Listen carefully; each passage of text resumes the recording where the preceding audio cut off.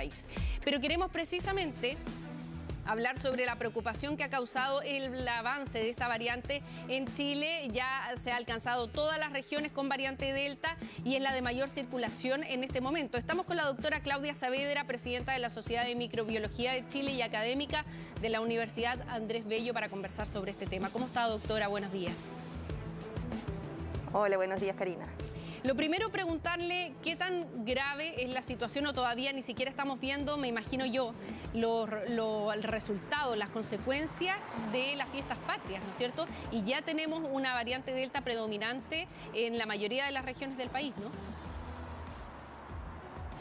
Sí, bueno, hablar de predominante yo creo que es un poco apresurado de nuestra parte hasta que no tengamos realmente el resultado de la secuenciación que se vea durante los próximos días, porque todos los datos que disponemos a la fecha corresponden, ¿no es cierto?, hasta el 7 de septiembre. Por lo tanto, el efecto de las fiestas patrias, digamos, de la movilidad y de la apertura a la que hemos estado enfrentados, solo la vamos a poder ver en los próximos días, en el próximo informe realmente. Ahora, efectivamente, la variante Delta ha sido detectada en la gran mayoría de las regiones del país. Tenemos alrededor de 2.000 casos y efectivamente de esos 2.000 casos el 60% corresponde a una presencia comunitaria. Pero hay que considerar además que las variables que están en este momento son totalmente distintas a las características que teníamos, por ejemplo, el año pasado. Ahora tenemos una población que está vacunada, ¿no es cierto?, que tiene las dos dosis. Se ha comenzado ya con la dosis de refuerzo, que está bastante avanzada, a pesar de que hay un grupo que aún falta. Y por lo tanto, eso nos hace pensar que probablemente la respuesta frente a la distribución de esta variante podría ser diferente a lo observado, por ejemplo, en aquellos países donde el porcentaje de vacunación es muy bajo y la variante tiene un efecto más crítico que el que podríamos ver acá. Pero Doctora, aún no estamos... Sí, solamente preguntarle qué dice la información internacional sobre el manejo que hemos tenido nosotros de la variante Delta acá en nuestro país, porque usted mencionaba que en este momento un 60% de los contagios tienen como variante la variante Delta, ¿no es cierto?, que son variante Delta, corresponden a variante Delta en nuestro país. Ese 60%, ese tipo de manejo a nivel internacional, ¿es considerado promedio? ¿Es considerado exitoso? ¿En qué nivel estamos si nos comparamos con otros países y el manejo de la variante Delta? Es que yo creo que en este minuto no es comparable, porque hay que considerar que para poder determinar de qué variante se trata se debe hacer lo que se denomina la vigilancia genómica. Sí. Y en nuestro país aún no llegamos a tener un 1% de vigilancia genómica. Si bien es cierto, el Instituto de Salud Pública, el MinSal, y en conjunto con algunas universidades se está desarrollando esta vigilancia genómica a lo largo del país, aún es discreta como para poder decir realmente que Delta, por ejemplo, es la predominante en nuestro país. La evidencia internacional muestra que en aquellos países o en aquellos lugares donde las personas están vacunadas, el efecto de la Delta es mucho menor que en aquellos casos, por ejemplo, donde las personas no están vacunadas. Yo creo que eso es un punto importante. Claro. Pero en nuestro país, la vigilancia genómica es muy discreta, no alcanza a ser el 1%. Este es un programa de seguimiento, ¿no es cierto?, y de secuenciación que debería ir en aumento, así se prometió desde mayo a la fecha, y aún no llegamos al 1% de las muestras positivas. Entonces, hablar de que predomina en este minuto es un poco apresurado, por una parte. En segundo lugar, no es comparable, por ejemplo, con Inglaterra, donde la vigilancia genómica alcanza el 10% de las muestras positivas.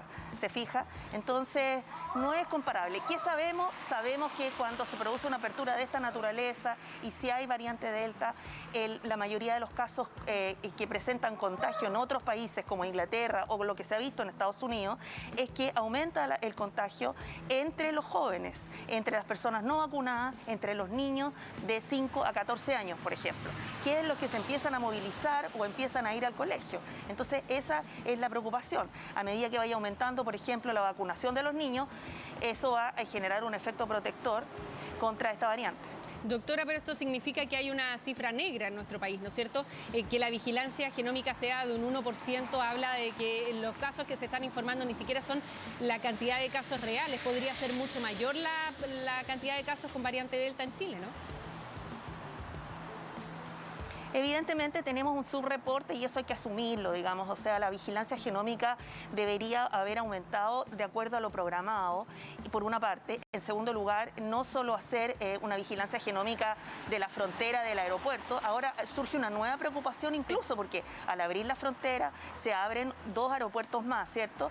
Y esa misma vigilancia genómica, ese mismo porcentaje, se tiene que distribuir entre 3 aeropuertos, ¿se fija? Sin contar las fronteras terrestres, los ingresos por aquellos pasos.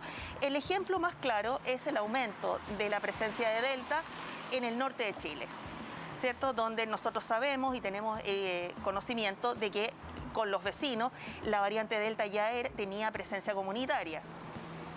Bueno, doctora Saavedra, precisamente quiero tocar ese tema, quiero preguntarle sobre eso, pero tenemos algunos comentarios que nos están llegando con nuestro hashtag Despierta con CHB. Úrsula nos dice, hola, buenos días, las personas se relajaron muchísimo con lo del virus, les dieron la oportunidad de salir y se les olvidó cuidarse. Parte de los comentarios, y también tenemos otro comentario que nos señala Dariana Monsalva, dice, la gente está muy confiada, mucha gente sin mascarilla en las calles, y este fue, doctora, el panorama que vimos durante las fiestas patrias, lamentablemente. Ahora, se suman elementos adicionales que usted señalaba ya, como desde el 1 de octubre se va a liberar el ingreso de turistas a nuestro país, y además ahora se suman 2 cosas más, que Estados Unidos va a liberar las restricciones para 33 países los próximos días a contar de noviembre, y además la Unión Europea nos agregó en la lista de países que sí son recibidos. Entonces también existe la posibilidad de que viajen muchos chilenos en este momento por turismo. Es el momento para hacer un viaje considerando lo importante y lo contagiante que es la variante Delta en todo el mundo?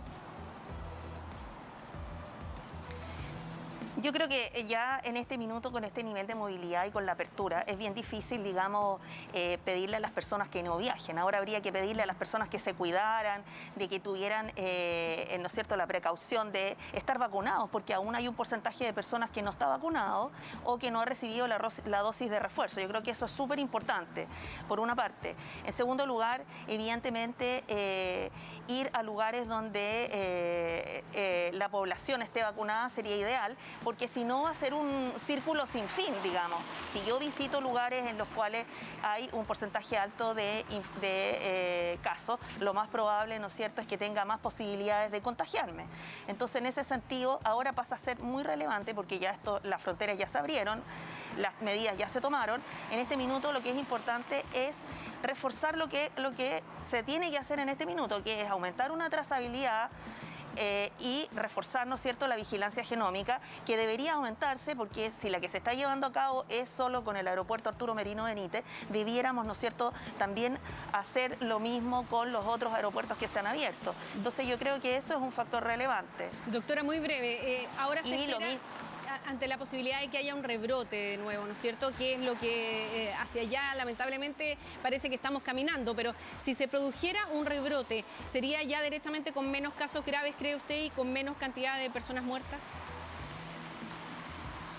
Bueno, realmente esa es una esperanza que tenemos. O sea, yo pienso que estamos en un momento en el cual deberíamos ver el efecto de las medidas que se tomaron y que sí fueron exitosas. O sea, el programa de vacunación sí lo ha sido.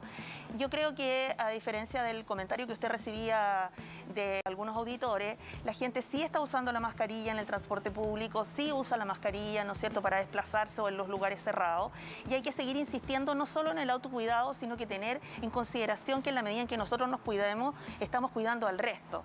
Entonces yo creo que si uno tiene síntomas, no puede ir a trabajar a un lugar cerrado, ¿cierto?, o no puede ir al colegio si es que presenta alguno de los síntomas o tiene síntomas de un resfriado leve.